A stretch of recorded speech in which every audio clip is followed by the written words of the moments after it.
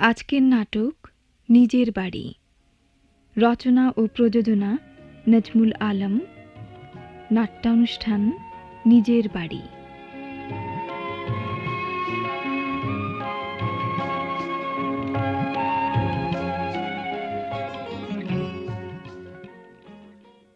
এই যে নানা ভাই, কি করছো? বাড়ি তৈরি করছি। বাহ, খুব সুন্দর তো। কার বাড়ি এটা নানা ভাই? আমার বাড়ি। তাই নাকি? কে থাকবে এই বাড়িতে?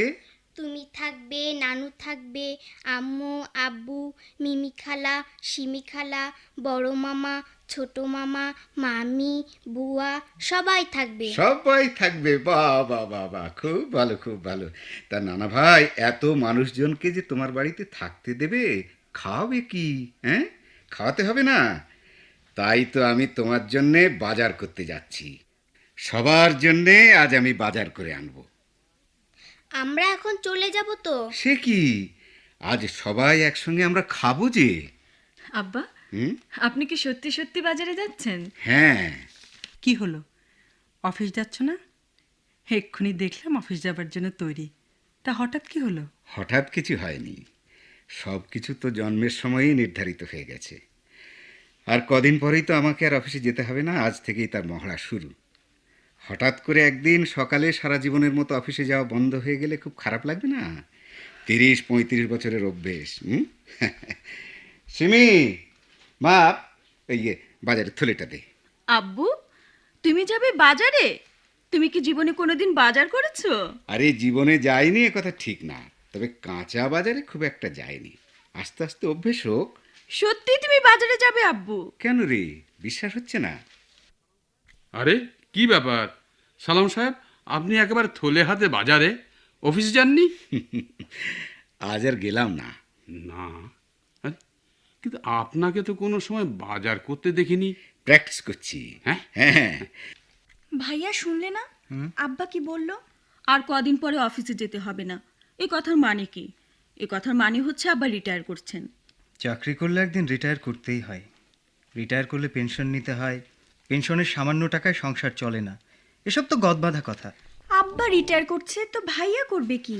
আমি বলতে চাচ্ছি, আব্বা রিটায়ার করলে তো আমাদের এই বাসা ছাড়তে হবে। আমাদের তো ঢাকায় কোনো বাড়ি নাই, কোথায় থাকবো? ভাইয়া, আব্বা পেনশন কত পাবে? আব্বা তো বড় চাকরি করতেন, পেনশনও নিশ্চয়ই অনেক টাকা পাবেন। হ্যাঁ, পেনশনের টাকায় তো বাসার অর্ধেক ভাড়াও হবে না। আমরা 3 ভাই বোনই এখনো কলেজেই পড়ছি। বড় ভাইয়া তো কেবল চাকরিতে ঢুকলেন, কত আর মাইনে পায়? আমি বললাম, দেখে নিও, বড় ভাইয়া সংসার খরচের জন্য 1 পয়সাও দিতে পারবে না। এখনো তো কিছু দেয় না, মাইনের সব টাকা নিজেরাই খরচ করে। ভাইয়া কতই দিতে পারবে? নিশ্চয়ই 2-1 হাজার টাকার বেশি না। এ টাকায় সংসারের কি হবে? আমার খুব চিন্তা হচ্ছে ভাইয়া। আমরা এই বাসা ছেড়ে কোথায় যাব ভাইয়া? তোদের চিন্তা করতে হবে না, পর। আসিফ, দেখ, তোর আব্বা বাজারে যায় না, আজ কেমন সুন্দর বাজার করেছে। সব কিছু পছন্দ মতো, পরিমাণ মতো, একেবারে ঠিকঠাক এনেছে। ভাইয়াকে শাক আনতে বলে 1 কেজি ঢেকি শাকই নিয়ে আসে। ঢেকের শাক তাও ভালো, লাল শাক খেতে খেতে মুখ একেবারে লাল হয়ে হ্যাঁ, যাচ্ছে। যাও না একদিন বাজারে, দেখবে মজা। আমাদের বাজার করা অ্যালাউ করলে বাজার করা নিয়ে কোনো সমস্যাই থাকতো না। ওরে বাপ রে বাপ, অনেকদিন পর কাঁচা বাজারে গিয়ে বুঝতে পারলাম বাজার করা খুবই কঠিন। হ্যাঁ রে, আসিফ, আজ আরিফ আর সাথীর আসার কথা না? তো সকালের কোচ ধরলে তো 2টোর মধ্যে পৌঁছে যাওয়ার কথা। হ্যাঁ, কোচ পৌঁছানোর কোনো সময় ঠিক নেই আব্বা। ও, ঠিক মতো ফেরি ধরতে না পারলে সন্ধেও হয়ে যায়। সেদিন যশোর থেকে আমার এক বন্ধু এলো একদম সন্ধ্যের পর। আম্মা, কি রে? ভাইজান আর ভাবি আইছে। ভাইয়া ভাবি এসেছে। কই? বান্তুর মা, সুটকেস আর ঝুড়িটা নিয়ে এসো। ও, আজকে কোচ ঠিক কেমন সময় আছিস এসেছে নাকি? হ্যাঁ, ফেরি ঘাটে দেরি হয়েছে, নদীর পানি বাড়াতে ঘাট শিফট করেছে। তোকে এমন শুকনো দেখাচ্ছে কেন রে? শরীর ভালো তো? হ্যাঁ মা, ভালো। আব্বার শরীর ভালো তো? আম্মার? আমি ভালোই আছি মা। তোমার আব্বার শরীরটাই মাঝে মাঝে প্রেশারটা একটু বেড়ে যায়, ও কিছু না। তাই বেয়ান সাহেব আর শরীর কেমন? মার শরীর এখন মোটামুটি ভালো, এখন উঠে বসতে পারেন। একবার স্ট্রোক হলে উঠে বসতে সময় লাগবেই। আরে বাপরে, ভাইয়া ভাবি কত পেয়ারা এনেছে। গাছের পেয়ারা ভাইয়া? পেয়ারা গাছের না তো কি আকাশের? এটা তো হাসার কি হলো? আমি কি মিন করেছি ভাইয়া ভাবি বুঝেছে। আরিফ, এই শোন, খাওয়া দাওয়া সেরে একটু আসিস, আলাপ আছে। কিসের আব্বা? না, ওই কল্যাণপুরের জমির ব্যাপারটা। আমার তো কয়েকদিন পরেই রিটায়ারমেন্ট। হাউস বিল্ডিং লোন পেলে ভাবছি ওখানে বাড়ি তৈরির কাজে হাত দেবো। এখন আরও আধ কাঠা জমি পাওয়া গেছে, আরও 20,000 টাকা দিতে হবে। আরো 20,000 টাকা?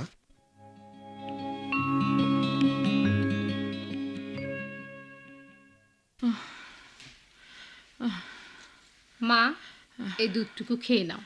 আর কত খাওয়াবি মা? যতই খাওয়াস আমার এই সময় শেষ। আমি আর হেঁটে চলে বেড়াতে পারবো না মা। কি যে বলো মা, কত লোকে কত কঠিন অসুখ থেকে ভালো হয়ে উঠছে। আমি আর ভালো হব না রে। আরে হ্যাঁ ইমরানের চিঠি পেয়েছিস? হ্যাঁ মা, টাকাও পেয়েছি। বাবাকে ড্রাফটটা দিয়েছি ব্যাংকে জমা দিতে। তোর বাপের কাণ্ড দেখেছিস? এমন চাকরিটা হুট করে ছেড়ে দিয়ে সব বন্ধক রেখে ব্যবসায় নামলো, কিছুই করতে পারলো না। এখন শুনছি এ বাড়িটাও নাকি বাধা পড়েছে। তুমি ওসব চিন্তা ছেড়ে দাও তো মা, বাবা যা মনে হয় করুক। আমাদের কথা যখন শোনে না, আমরা আর কি বলবো? ইমরান তোকে আর কতদিন এখানে ফেলে রাখবে? চলে এলেই পারে। জীবনে শান্তি যদি না থাকলো টাকা দিয়ে কি হবে? টাকারও তো দরকার মা। বাবা যে কাণ্ডটা করে বসলো, এখনো টাকা না পেলে কিভাবে চলতো? তাই বলতো। শোনো, বিনার পরীক্ষা, ওকে পড়ানোর জন্য একটা প্রাইভেট টিউটর রাখা দরকার। আমি সব কিছু দেখে দিতে পারি না মা, আর কেন যেন এখন পড়াতে ভালোও লাগে না। তুই তো মাস্টার ছাড়াই লেখাপড়া করেছিস, মিনার আবার মাস্টার লাগবে? আমাদের সময়ের কথা ছেড়ে দাও, এখন প্রাইভেট না পড়ালে ভালো রেজাল্ট করাই মুশকিল। তুই যা ভালো মনে হয় কর।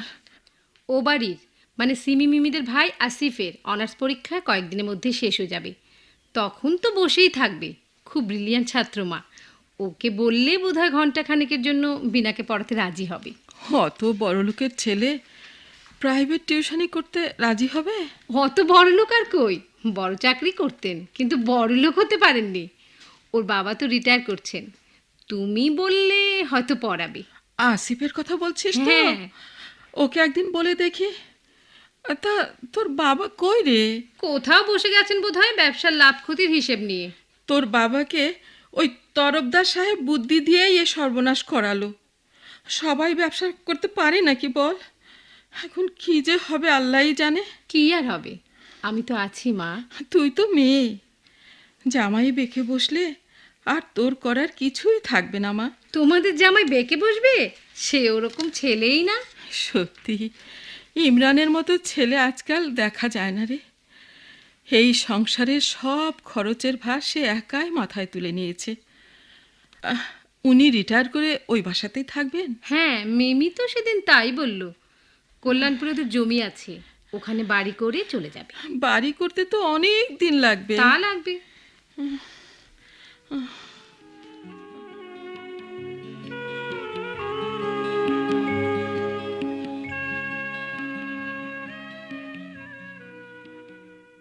কত আর চিন্তা করব, চিন্তার কি আর শেষ আছে? আমাদের হাউজিং সোসাইটিতে কল্যাণপুরে যে জমিটা পেয়েছিলাম, ওখানে আরও টাকা দিতে হবে। আরও টাকা দিতে হবে কেন? হ্যাঁ, সোসাইটির 20 একর জমি সরকারের কাছ থেকে পেয়েছে। নিচু জমি, এখন জমি ভরাটের দাম দিতে হবে। তুমি তো সেদিন বললে জমির দাম কিস্তিতে সব শোধ দেওয়া হয়ে গেছে, এখন জমি রেজিস্ট্রি হবে। এখন আবার 20,000 টাকা কোত্থেকে দেবে? সেই তো এখন মুশকিলে পড়লাম। এই টাকা তো দিতেই হবে, তার উপর জমি রেজিস্ট্রেশন ফি তো আছেই।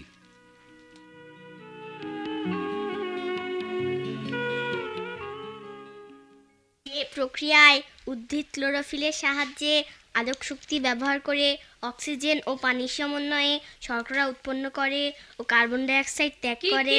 কি এই কি উল্টাপাল্টা পড়ছিস?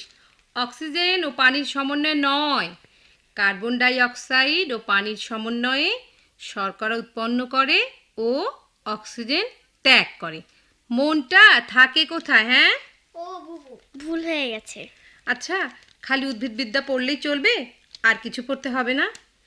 তুই অঙ্ক আর ইংরেজিতে খুব কাঁচা, এ সাবজেক্ট দুটো পড়ানোর জন্য তোর প্রাইভেট টিউটর রাখতে হবে।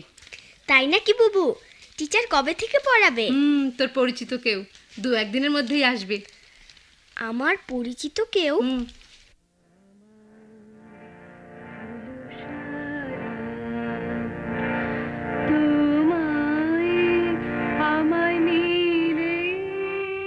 ওই যে ভাইয়া, ভাবি সঙ্গীত সাধনা শুরু হয়ে গেল। তোমার পড়ার 12টা বাজলো।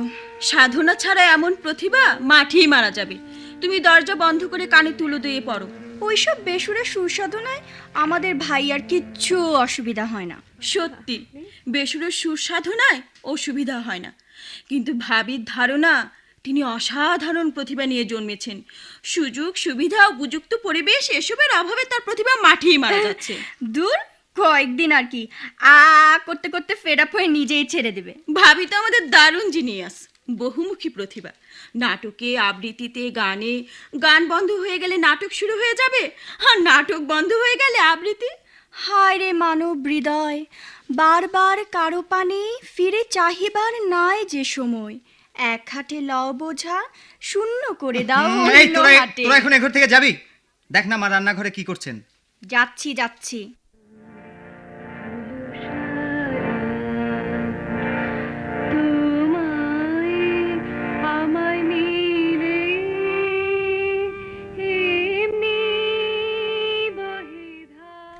একটু আস্তে গাও না, ও ঘরে আসিফ পড়ছে, ওর অনার্স পরীক্ষা। ঠিক আছে, তোমরা কেউ যখন পছন্দ করো না তখন আমি আর গাইবই না। আহা, অমনি রেগে গেলে। এ বাসায় কোনো কিছু সুস্থ পরিবেশ আছে নাকি? অসুস্থ পরিবেশ কোথায় দেখলে? মা একা একা রান্নাঘরে কি করছেন? তুমি বাড়ির বড় বউ, একটু হেল্প করলেও তো পারো। সংসারের কাজে ঘরের বউ শুধু হেল্প করবে আর তোমরা ছেলেরা হাত পা গুটিয়ে বসে থাকবে, এ কেমন কথা? ঠিক বুঝলাম না। বুঝবে না কেন? বুঝতে চাইলে তো বোঝা যায়। মা, কি রান্না করছো? এই একটু হালুয়া করলাম। তোর আব্বার আসার সময় হলো, আজ এখনো আসছে না কেন রে? এত দেরি হচ্ছে কেন? ঘটা করে ফেয়ারওয়েল দিচ্ছে বোধহয়। ফুলের মালা, বিদায়ের গান, বক্তৃতা, চা নাস্তা। 35 বছরে চাকরি জীবন। তাই তো রে, জীবনে একদিন সব কিছু শেষ হয়ে যায়। কই গো, কোথায় গেলে? এই যে দিলাম শেষ করে 35 বছরের চাকরির জীবন। এত দেরি করলে যে? কই বাবা, ফুলের মালা কই, ফুলের তোড়া কই, বাবা বিদায়ের মানপত্র কই? ওসব সেকেলে হয়ে গেছে মা, আমি ইচ্ছে করে ওসব হতে দিইনি, বড্ড খারাপ লাগতো।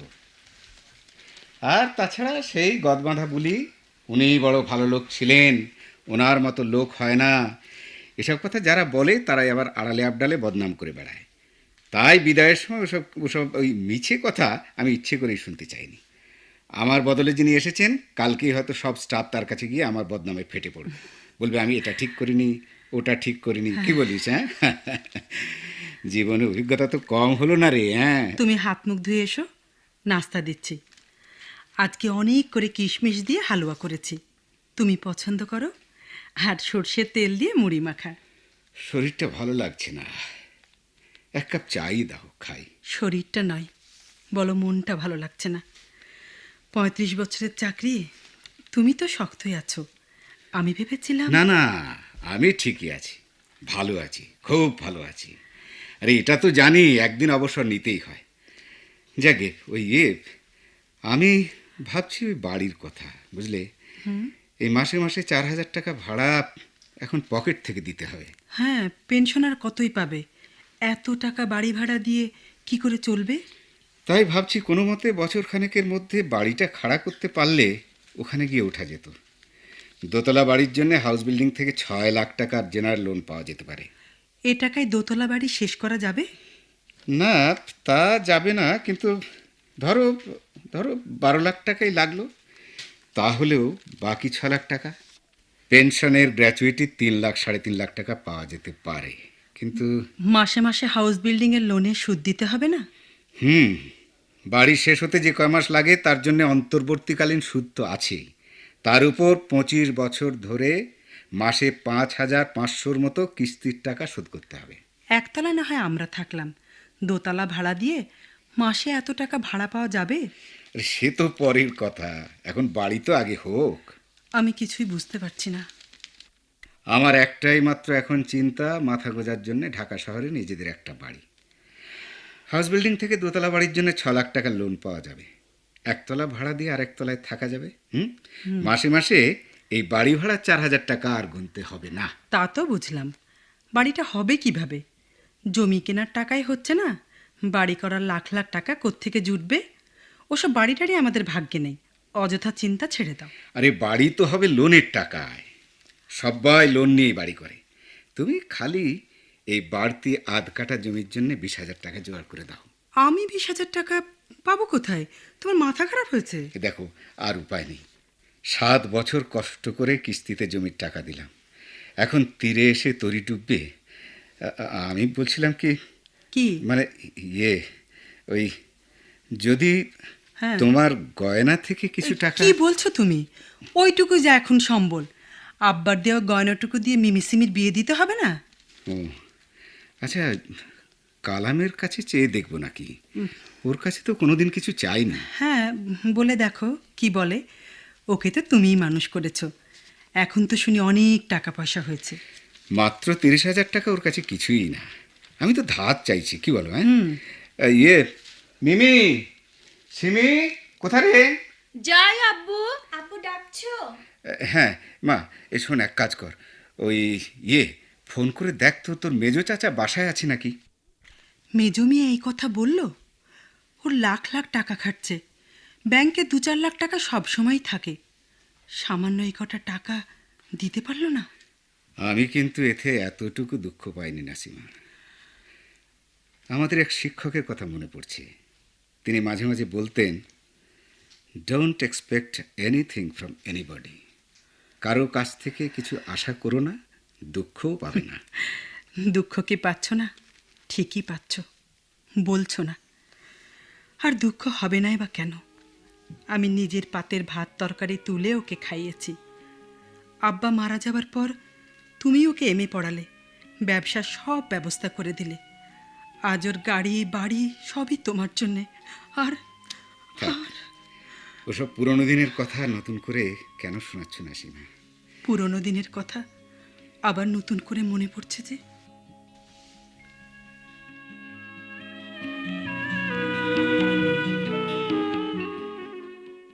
আপনাকে কি বলে ডাকবো, ভাইয়া না স্যার?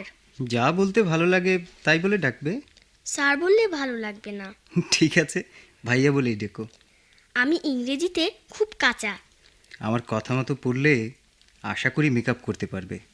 মিনাপা তোমাকে দেখিয়ে দেন না? উনি তো ব্রিলিয়ান্ট ছাত্রী ছিলেন। মাঝে মাঝে দেখিয়ে দেন, তাছাড়া আপা তো রাত দিন ব্যস্ত থাকেন। কি নিয়ে এত ব্যস্ত থাকেন? মার তো অসুখ, সংসারের সব কাজ আপাকে একা হাতে করতে হয়। সব কাজ? হ্যাঁ, ঘর ঝাড় দেওয়া, বাসন মাজা, কাপড় কাচা, ঠিক আছে তো প্রায়ই আসে না। তার উপর রান্না করা, মাকে খাওয়ানো। সব কাজ মিনাপা নিজ হাতে করেন?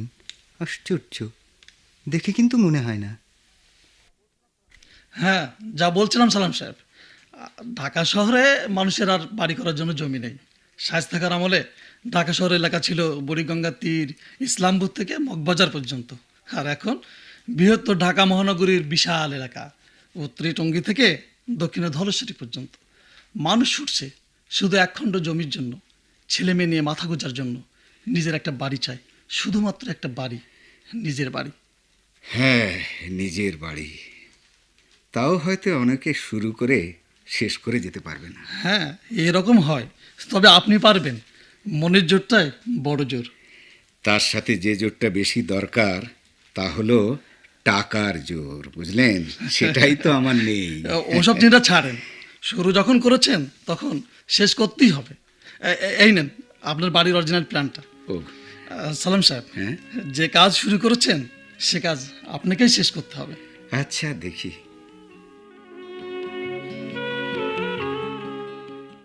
এত বড় সংসারে ঝামেলা আম্মাকে একা সামলাতে হবে কেন?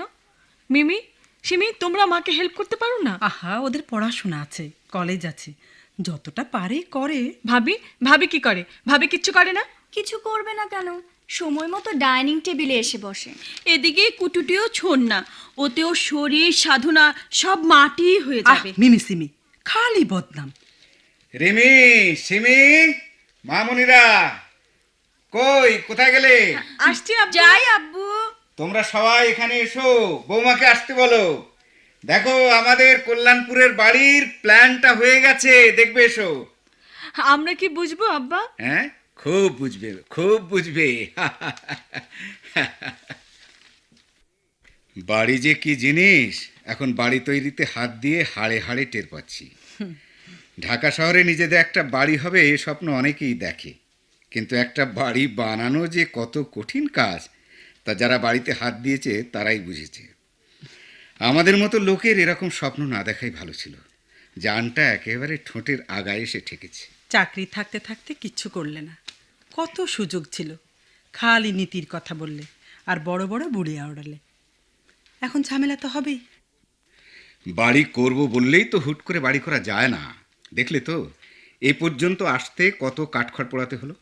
জমি কেনা, রেজিস্ট্রেশন করানো, প্ল্যান করানো, সেটা পাস করানো, হাউস বিল্ডিংয়ের লোন স্যাংশন করানো, এখন লোনের টাকার উপর আরও কত লাগবে সে আল্লাহ জানে। ওসব কথা আমাকে শুনিও না, লোকে আর বাড়ি করছে না। প্রথম থেকে চেষ্টা করলে সবই পেতে। এখন রিটায়ার করে বাড়িতে হাত দিয়েছো, কষ্ট তো হবেই। হ্যাঁ, কষ্ট করার জন্য তো মনটাকে তৈরি করে নিয়েছিলাম।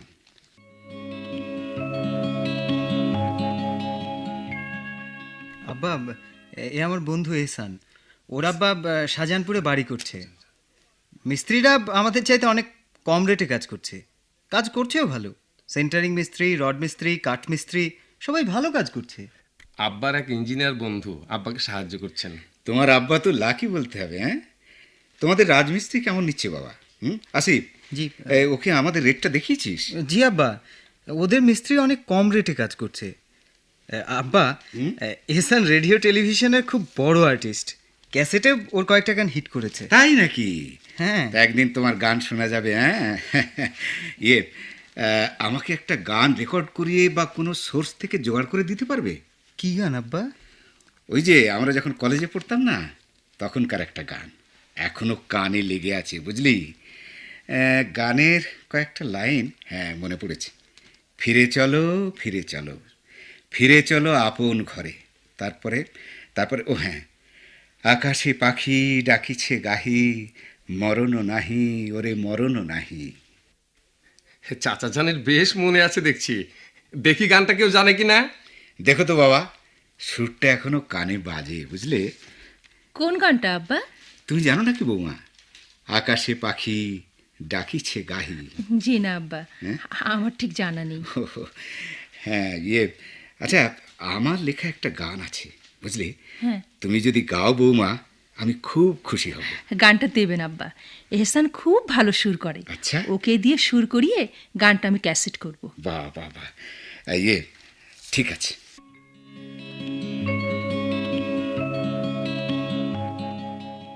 নানা ভাই, খেতে আসো। তুমি তুমি খাবে না? আমি তো ওগুলো খাই না, তুমি খাবে, চলো। ও আচ্ছা, চলো। তুমি আজ কি নতুন ছড়া শোনাবে বলো দেখি? ওই ছড়াটা তোমার নানা ভাইকে শুনিয়ে দাও তো মামুনি। আয় আয় তু তু, খেতে দেব দুদু, লেজটি তুলে নাচবি সুখে, হাসবে সোনার খুকু। বাহ বাহ বাহ বাহ, হাসবে সোনার খুকু। হ্যাঁ, নানা ভাইকে পেলে কনার খাওয়া দাওয়া সব বন্ধ। আব্বা, খেতে চলেন, সব ঠান্ডা হয়ে যাচ্ছে। চল। এত কি রান্না করেছিস? হ্যাঁ, এত আর কোথায় আব্বা, আপনি যা যা পছন্দ করেন। করেছিস কি মা? এত কিছু, দেখো তো পাগলের মতো। হ্যাঁ নানা ভাই, সব খেতে হবে আর আজ এখানে থাকতে হবে। খাওয়ার চেষ্টা করা যায় নানা ভাই, কিন্তু তোমাদের এখানে থাকতে তো পারবো না, আমাকে বাসায় ফিরতে হবে। মা, নানা ভাই থাকবে না? আমাকে গল্প শোনাবে না? তুমি নানা ভাইকে বলো। নানা ভাই থাকো না। আজ না, আর একদিন। না থাকলে তোমাকে এক্ষুনি বিদায় করে দেব। হ্যাঁ, এই দেখ রিমি, তোর মেয়ে আমাকে না খাইয়েই বিদায় করে দিচ্ছে। ঠিক আছে, আমি চলে যাচ্ছি। হায় আল্লাহ, কনা, তুমি নানা ভাইকে বিদায় করে দিয়েছো? নানা ভাই তো চলে যাচ্ছেন। আমি তো মিছিমিছি বললাম। তুমি আমাকে বিদায় করে দিয়েছো। সরি সরি নানা ভাই, আমি মিছিমিছি বলেছি। ভালো করে বলো। আমি মিছিমিছি বলেছি।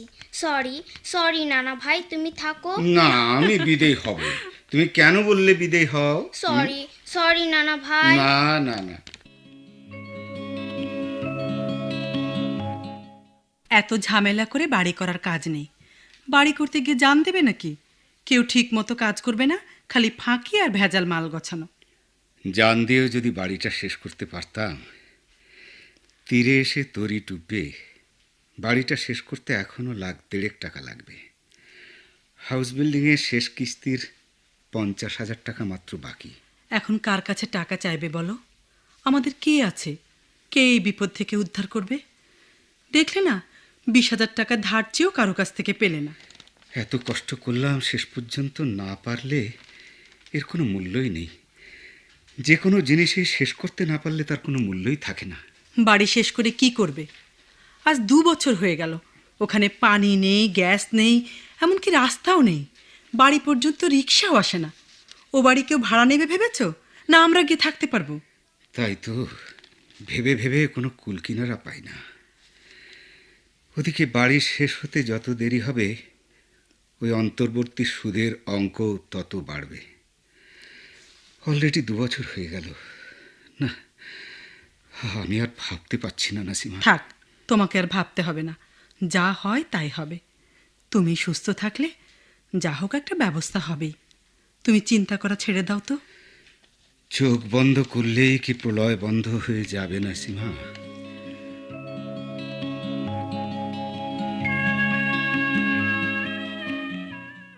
আমি চলি বাবু, আমার একটা জরুরি অ্যাপয়েন্টমেন্ট আছে। দুলাভাই যে কখন আসে। ঠিক আছে, তুই তাহলে যা। আজকে টেলিফোনে কথা বলে নিস না হয়। টেলিফোনে কথা বললে হবে না, আবার আসতে হবে। দুলাভাই জানিয়েছেন সাক্ষাতে জরুরি আলাপ আছে। মামা বসো, তোমার জন্য চা নিয়ে আসি। বসো মামা। বড়লোক মামা এতদিন পরে এলো, একদম খালি হাতে। মামা বড় মামা না, মামি কিপটে দুজনাই। ফাজলামো করতে হবে না। আরে আরে, তোরা দেখি দুজনাই পাল্লা দিয়ে বড় হয়ে উঠছিস। হ্যাঁ, বড় হয়েছি, বড় লোক তো হয়নি। ঠিক আছে, তোদের বড় লোক দেখে বর খুঁজতে হবে। বড় লোক দেখে বর? বড় লোকে আপত্তি নেই, কিপটে না হলে হলো বাবা। তোরা যা তো এখান থেকে, যা। মামা চা না খেয়ে যেতে পারবে না। আচ্ছা আচ্ছা, যা যা যা। বুবু, দুলাভাইকে কে যে বুদ্ধি দিল বাড়ির কাজে হাত দেওয়ার জন্যে। এখানে রাস্তাঘাট নেই, পানি গ্যাস নেই, জায়গাটা বানের পানিতে প্রত্যেক বছর ভেসে যায়। এই ফ্ল্যাটের ভাড়া মাসে মাসে 4,000 টাকা দিতে হয়। মাথা গোজার একটা ঠাঁই তো চাই। তা ঠিক, তবে কথা হচ্ছে দুলাভাইয়ের high blood pressure, diabetes, old এজের যত রকম ব্যারাম আছে সব তাকে ছেঁকে ধরেছে। সেই লোক একটা দোতলা বাড়ি ফেঁদে বসে আছে। এদিকে ট্যাঁকের ও টাকার কোনো জোরই নেই। বুবু বুবু মরবে, ও মরবে মরবে। ওভাবে বলছিস কেন? ঢাকায় অনেকে এভাবে বাড়ি করছে। উনি বলেন সাহস করে কাজে হাত দিলে একরকম ম্যানেজ হয়ে যায়। হ্যাঁ, সাহস করে কাজে হাত দিলে ম্যানেজ হয়ে যায়। তা এতদিন সাহস করে কাজে হাত দেয়নি কেন? সেই কথাটাই তো এখন কে বোঝাবে ওকে? এই যে ওই এলো কোথায়। আজ এত দেরি করলে যে? আরে বলো না, ওখানে অনেক ঝামেলা। কাঠ মিস্ত্রি সেন্টারিং মিস্ত্রিকে নিয়ে অনেক চেঁচামেচি হলো। সেন্টারিং এর কাজ শেষই হয়নি, তার আগেই সব টাকা চায়। বাড়ি করে মানুষ। হ্যাঁ, ছি ছি ছি ছি। হোসেন, কতক্ষণ? এই বেশ কিছুক্ষণ হলো। ভাবলাম এই সময় আপনি বাসায় থাকবেন। ওই তুমি ওকে আসতে বলেছিলে না, অনেকক্ষণ হলো এসেছে। এখন বলছে কোথায় যেন অ্যাপয়েন্টমেন্ট আছে। হ্যাঁ, না মানে আমার বেশি কিছু কথা না। ওই তুই তো জানিস দুলাভাই, আমি জানি। লাবুর হাতে আপনার চিঠি পেয়ে আমি বুঝেছি আপনার কিছু টাকার দরকার। হ্যাঁ, আমার 1,030 টাকা কয়েকদিন আগে হলেও আমি দিতে পারতাম, কিন্তু এখন ম্যানেজ করা খুবই মুশকিল। আমার সাংহাইয়ের যে কনসাইনমেন্টটা আছে, ওখানে একটা বিগ অ্যামাউন্ট আমাকে ইনভেস্ট করতে হলো। সরি দুলাভাই, সরি। এখন তো একেবারে কিছু ম্যানেজ করা যাচ্ছে না। ও আচ্ছা, কিছু কিছু কিছু মনে করবেন না দুলাভাই। আপনি ডিসিশনটা বোধহয় ঠিক নেন নাই। এই বয়সে, এই শরীরে, তার উপর শুধু হাউস বিল্ডিং ফাইন্যান্স কর্পোরেশনের লোনের ওই সামান্য কিছু টাকার উপর ভরসা করে এত বড় কাজে হাত দেওয়াটা আপনার। যাই হোক, রিস্ক যখন নিয়েই ফেলেছি তখন। হ্যাঁ, তোর নাকি কোথায় অ্যাপয়েন্টমেন্ট আছে? হ্যাঁ দুলাভাই, সরি বাবু, আমার এমন ব্যাড লাক যে দুলাভাইয়ের দরকারের সময় আমি একদম হেল্পলেস। ঠিক আছে ঠিক আছে, তুই এখন যা। আচ্ছা আচ্ছা আচ্ছা।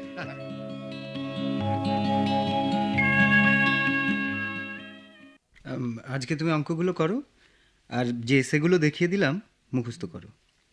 এখন উঠি, কাল একটু আগে আসবো। এই আসিফ, এখনই যাচ্ছ? হ্যাঁ, কেন? আমি বলছিলাম কি, তুমি এবেলা আমাদের এখানে খেয়ে যাও, আমি নিজে হাতে রান্না করেছি। কই, বিনা কিছু বলেনি তো? না হ্যাঁ, আমি বলবো ভাবছিলাম।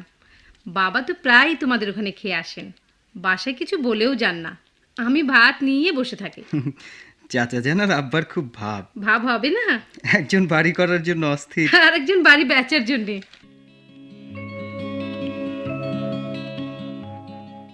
আসসালামু আলাইকুম স্যার। ওয়ালাইকুম আসসালাম। আমি তনুর মিয়া স্যার। ও আরে তনুরি মিয়া, আরে তোমাকে তো চেনাই যাচ্ছে না, তো দাঁড়িয়ে কেন, বসো বসো বসো বসো। হ্যাঁ, তোমার কথা আমাদের আর্কিটেক্ট ইসলাম সাহেব বলছিলেন। তা তনুরি মিয়া, জি, তুমি নাকি বিদেশে চাকরি করে অনেক টাকা পয়সা করেছো, হ্যাঁ?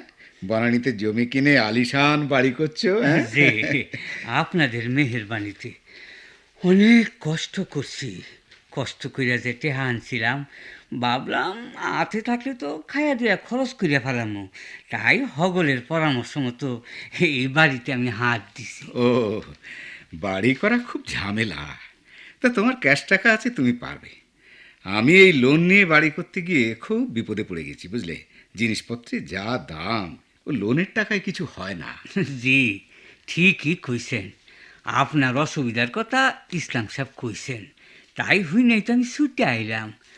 আমি আপনার নুন খাই এত বড় হইছি, আপনি চেষ্টা না করলে তো আমি এই ড্রাইভারের চাকরি নিয়ে ওইখানে যাইতে পারতাম না। তা ওই চাকরি করে কত টাকা জমালে?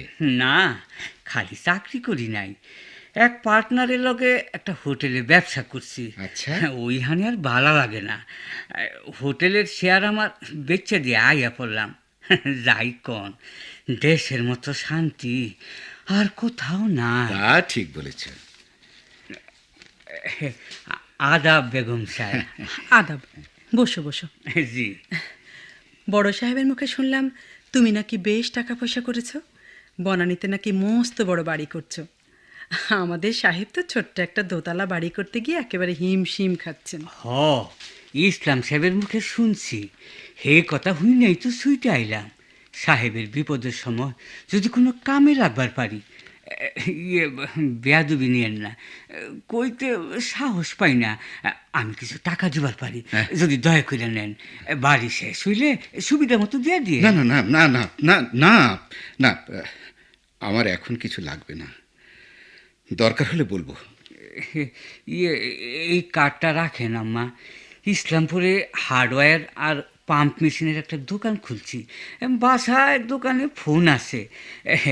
সাহেব, বেয়াদবি মাফ করবেন, যদি কিছু লাগে ফোন করেন। আপনি না থাকলে এই তনুরি মিয়া কোথায় যে ভাইসা যাইতো। আমি দোয়া করি তনুরি মিয়া, তুমি আরও বড় হও। তোমার মনটা খুব ভালো, তুমি জীবনে আরও উন্নতি করবে। দোয়া করবেন স্যার। যাই আম্মা। আচ্ছা, এই তনুরি মিয়ার তখন কি কষ্টে দিন কেটেছে, এখন এত টাকা করেছে, বিশ্বাসই করা যায় না। হ্যাঁ, সমাজের সমীকরণ ক্রমেই জটিল হয়ে যাচ্ছে গিন্নি। তোমার তো এখন এই অবস্থা, কমপক্ষে লাখখানেক টাকা জোগাড় না হলে বাড়ির কাজ কিছুতেই শেষ হবে না। তনুরি মেয়ের কাছ থেকে ধার হিসেবে টাকাটা নিতে আমি তো তেমন কোনো অসুবিধা দেখি। থামো থামো, আমি বাড়ির কাজ শেষ করার জন্য শেষমেশ আমার ড্রাইভার ওই তনুরি মেয়ের কাছ থেকে হাত পাত। আমাকে আর কত নামতে বলো তুমি, কত? আমি কিছুই বলি না। এতদিন থাকলে তোমার সৎ ও ভালো মানুষে নিয়ে, আর এখন হচ্ছে তোমার আভিজাত্যের অহমিকা নিয়ে।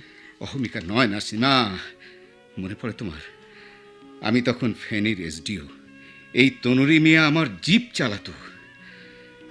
এর চেয়ে অনেক করেছি যাদের জন্যে, সবাই ভুলে গেল, কিন্তু তনুরি মিয়া ভুলেনি, এটাই আশ্চর্য।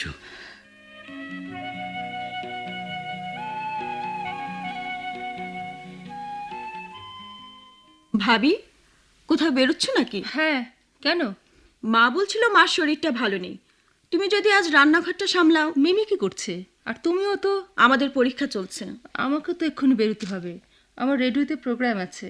আর তাছাড়া জানো তো আমার সাইনাসের প্রবলেম আছে, আগুনের কাছে আমি একদম যেতে পারি না। বাড়ির বউ হয়ে রান্নাঘরে যেতে পারবে না এ কথা তোমার মুখে সাজে না ভাবি। খেতে হলে রান্না করতে হয়, এটা তো সবাই জানে।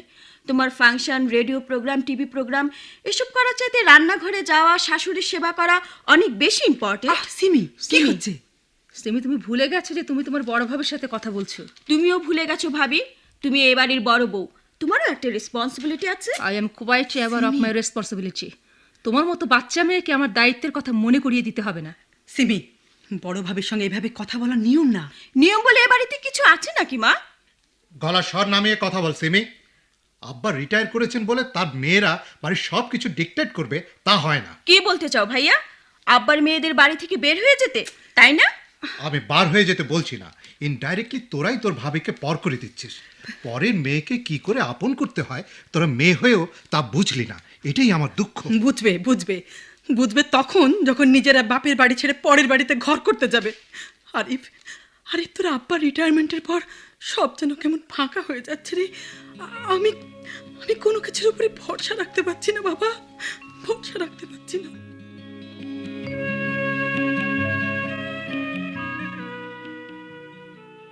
মিনাপা, তোমার খুব দুঃখ তাই না? দুঃখ কার নেই ভাই?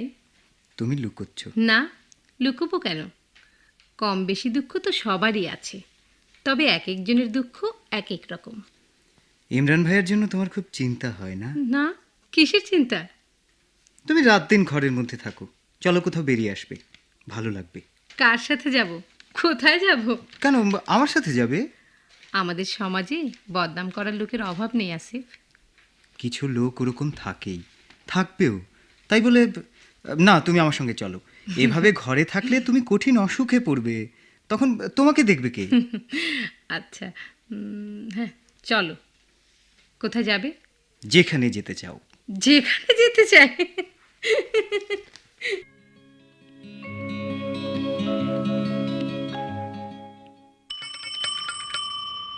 রিক্সা থামো, বাসায় এসে গেছি।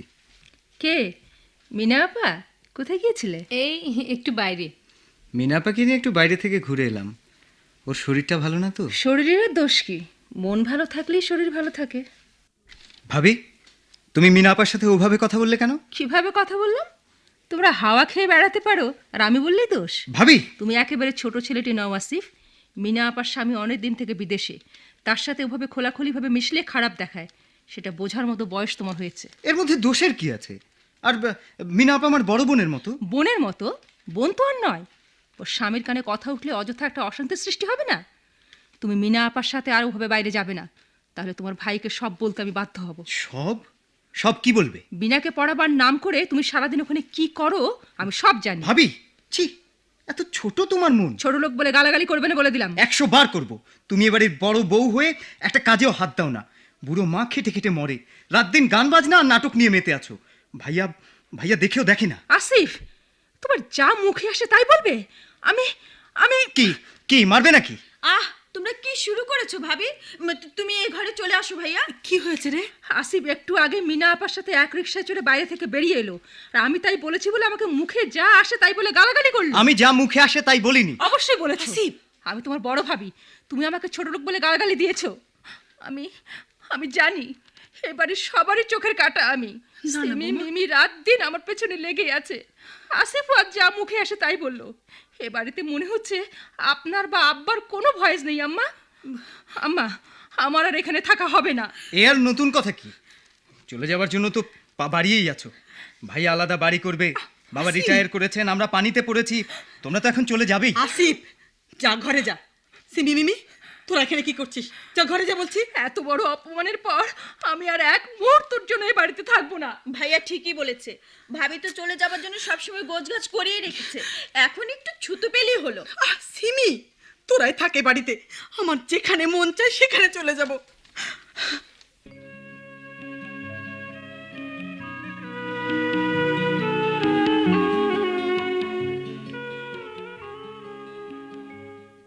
বৌমার শরীর ভালো নেই, এভাবে রাগ করে বাড়ি ছেড়ে যাস না আরিফ। সবাই ভাবে ইশারায় জানিয়ে দিচ্ছে আমরা যেন যার যার পথ দেখি। মুখের কথাটাই সব হলো রে, মনের কথাটা কিচ্ছু না। কেন, তোর বউকে আমি কি কোনোদিন কোনো কড়া কথা বলেছি, কোনো অযত্ন করেছি? তুমি করনি মা, কিন্তু আসিফ ছোট ভাই হয়ে সাথীর সঙ্গে যে ব্যবহার করেছে, তারপরে ওকে নিয়ে এই বাড়িতে থাকা অসম্ভব। তুমি কষ্ট পেও না মা। মা, আপনি দোয়া করেন, আপনাকে কোনো কষ্ট দিয়ে থাকলে আমাকে মাফ করে দেবেন মা। তোমরা চলে যাচ্ছ বৌমা? দোয়া করেন আব্বা। আমাকে একা ফেলে এভাবে চলে যাবে মা? তোমরা যদি সামান্য কারণে এমনিভাবে বাড়ি ছেড়ে চলে যাবে, তাহলে এত কষ্ট করে ওই কল্যাণপুরের বাড়িটা আমি করছি কেন?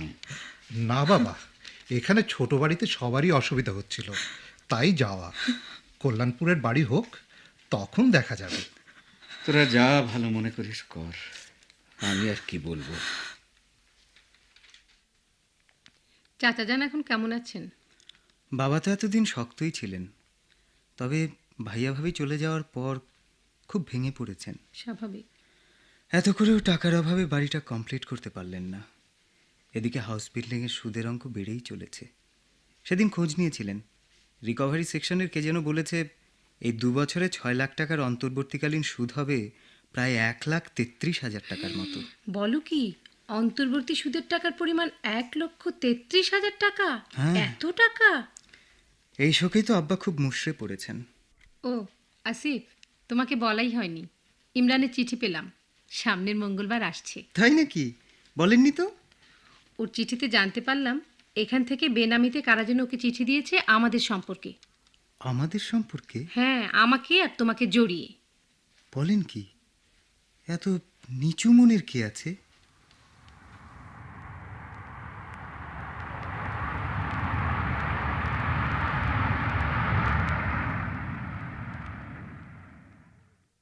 এই যে আম্মা, দুলাভাই এসেছে। কে? ইমরান, এসো বাবা।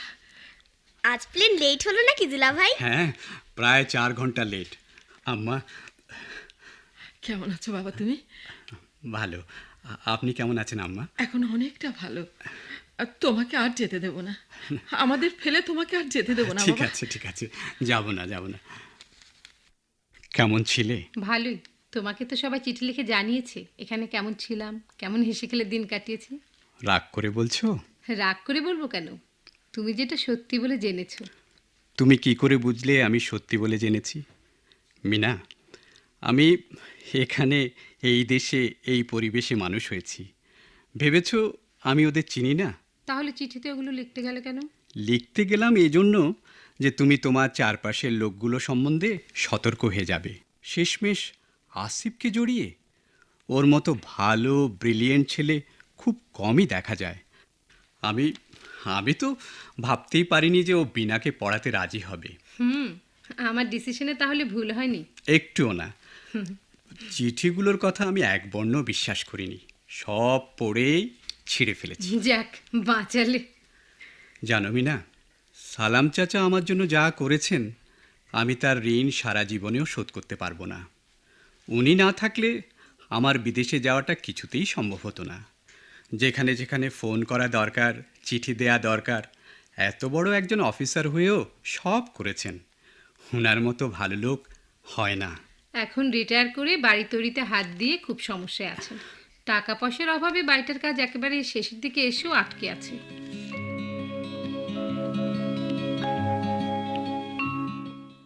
আব্বা, ইমরান ভাই এসেছেন। হ্যাঁ, আরে ইমরান, বাহ বাহ বাহ, থাক থাক থাক বাবা থাক। হ্যাঁ, মিনামাও দেখছি। হ্যাঁ, তা তোমাদের বাসা সব ভালো তো? হ্যাঁ, তোর মা কেমন আছে? হ্যাঁ, আরে থাক থাক থাক থাক, দোয়া করি মা, দোয়া করি। তা কেমন ছিলে বাবা ইমরান? হ্যাঁ, অনেক দিন হলো না? জি, প্রায় 2.5 বছর। হ্যাঁ, তা তো হবেই।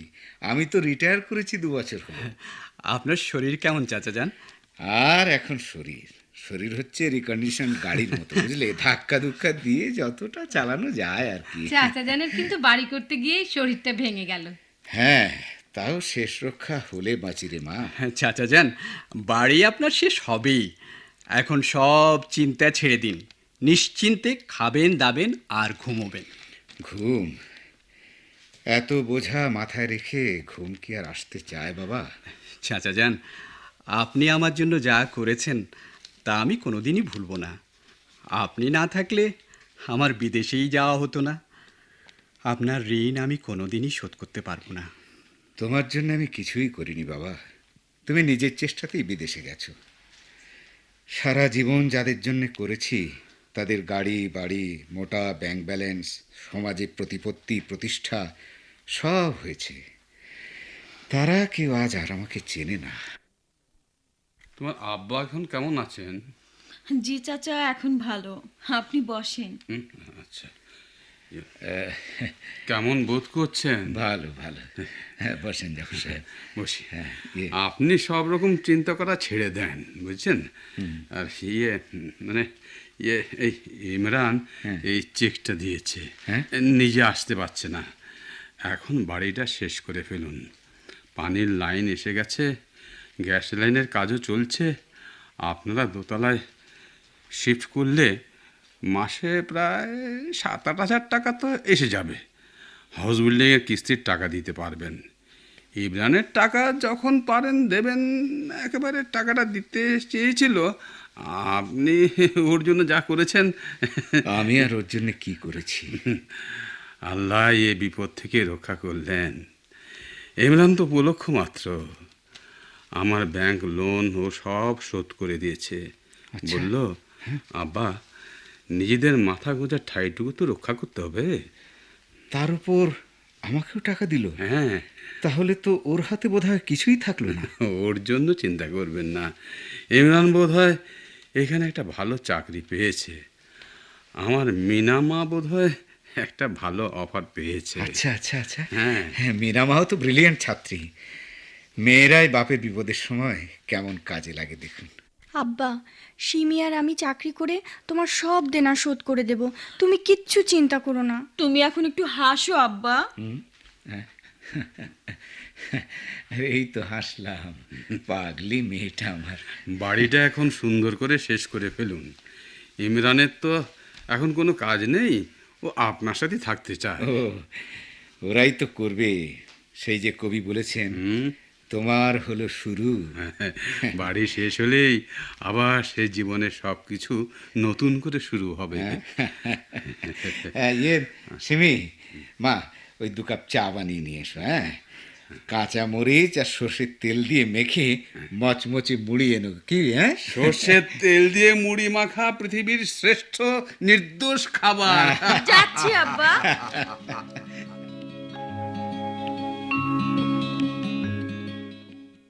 আরে এসান, এসো এসো, ভেতরে এসো। আপনার গানের ক্যাসেটটা দিয়ে দিলাম ভাবি, খুব সুন্দর রেকর্ডিং হয়েছে। যেমন কথা তেমনি আপনার গাওয়া। আর সুর, তরুণ সুরকারের সুরটাও তো ভালো হয়েছে। চাচা চান গানটা খুব সুন্দর লিখেছেন। কথাগুলোর জন্য আমাদের মনের কথা। তুমি অনেক কষ্ট করলে ভাই। চা খাবে তো? না না ভাবি, অন্যদিন এসে খেয়ে যাবো, আজকে তার আছে। কি কোথাও বেরোচ্ছ নাকি? হ্যাঁ, ভাবছি একবার হাউস বিল্ডিংয়ে যাব। আজকে শেষ চেকটা দেওয়ার কথা, চেকটা নিয়ে আসাই ভালো। বাড়িটা তো শেষ করলে, বাব্বা তুমিও দেখালে। এই শরীর নিয়ে এত ঝামেলা করে শেষমেশ একটা দোতলা বাড়ি তুমি করতে পারলে। তাতেই দেখো না সীমা, কত বাধা বিপত্তি। মাঝে মাঝে আমি খুব হতাশ হয়ে পড়তাম, তুমিই তো আমাকে সাহস যোগাতে। বাড়িটা শেষ না করে ফেলে রেখে চলে গেলে তোমাদের কি উপায় হতো? হ্যাঁ, খোদার কাছে হাজার শুকুর যে বাড়িটা শেষ হলো। এখন কেমন লাগছে? ভালো, ভালোই লাগছে। আজ রাতে একটা মজার স্বপ্ন দেখেছি। তাই নাকি? কি স্বপ্ন? না থাক, স্বপ্নের কথা বলতে নেই, আমি শুনতে চাই। আরে না না, শোনোই না, বেশ ভালো। বুঝলে, আমরা কল্যাণপুরের বাড়িতে শিফট করেছি। হ্যাঁ, সুন্দর দোতলা নতুন বাড়িটা সূর্যের আলো একেবারে ঝকমক করছে। তারপর দোতলার ব্যালকনিতে আমি ইজি চেয়ারে বসে আছি, আর তুমি হাতে 1 কাপ চা নিয়ে এসে বললে বাড়িটা শেষ করলে। হ্যাঁ, এখন কেমন লাগছে? ভালো লাগছে? তোমার পরিশ্রম সার্থক। আমি যেন কি বলতে গেলাম, ব্যাস স্বপ্নটা ভেঙে গেল। ভালোই তো স্বপ্ন দেখেছো। দুনিয়ার আর কারো কাছে আমার চাইবার কিছু নেই। আমার দায়িত্ব আমি শেষ করলাম। তোমার ছেলেপুলেদের মাথা খোঁজার একটা আশ্রয় এই বাড়ি, এই কাজটাই আমি এতদিন করতে পারিনি। আমার এই কাজটাও শেষ হলো। এবার আমার ছুটি। সংসারের কাছে ছুটি চাইলে কি ছুটি পাওয়া যায়? আমি ছুটি পেয়েছি। শোনো, চেক নিয়ে সোজা বাসায় ফিরবে, আর কোথাও যাবে না। না না, কেমন? আর কোথাও যাব না। শরীরটা আর ভালোই লাগছে। আসার পথে ওই ব্যাংকে চেকটা জমা দিয়ে আসবো। আর কয়েকদিন পরেই তো আমরা কল্যাণপুরের বাড়িতে যাচ্ছি। তখন বাড়ি বদলের একটা ধকল আছে না? তোমার এখন পূর্ণ বিশ্রাম দরকার।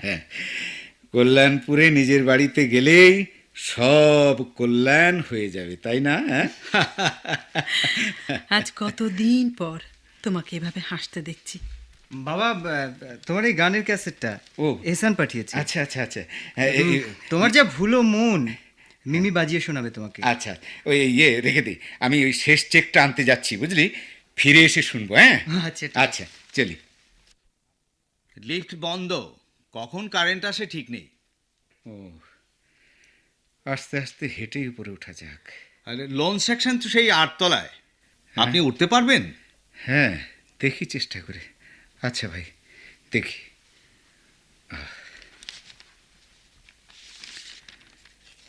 আমি কি সিঁড়ি বেয়ে ওই 8 তলায় উঠতে পারবো?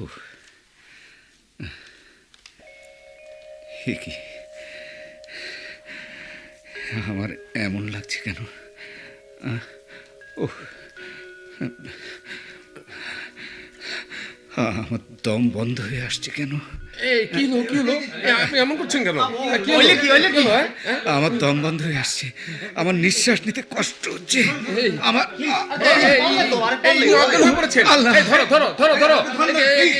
হসপিটাল নিয়ে চলো, চলো শিগগির নিয়ে চলো, প্লিজ হাসপাতাল লয়ে চলে।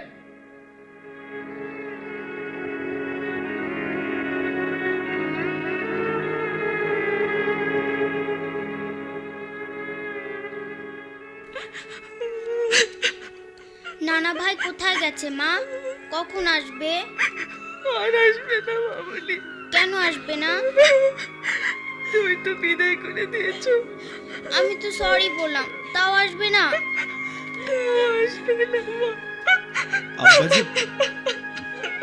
আব্বাজি এভাবে আমাদের ছেড়ে চলে যাবেন, আমরা ভাবতেই পারিনি চাচা। ছি, কাঁদতে নেই বাবা। বাবা কি কারো চিরদিন বেঁচে থাকে? তোমরা তো কয়েকদিন পরেই কল্যাণপুরে বাড়িতে শিফট করছো, তাই তো? না চাচা যান, এখন না। আব্বাকে তো তার নিজের বাড়িতেই রেখে এলাম। আমার দুঃখ, আব্বার লেখা শেষ গান আব্বা শুনে যেতে পারলেন না। তোমরা শুনবে না? এই সাজানো বাগান ফেলে চলে যেতে হবে।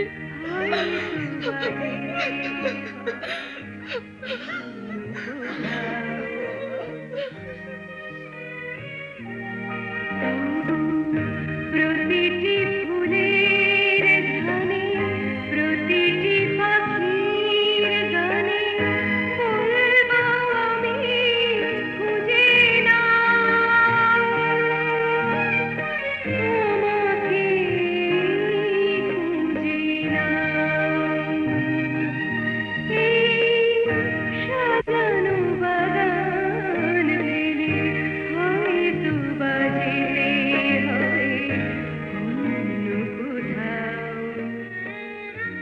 এতক্ষণ নিজের বাড়ি নাটকের অভিনয় শুনলেন।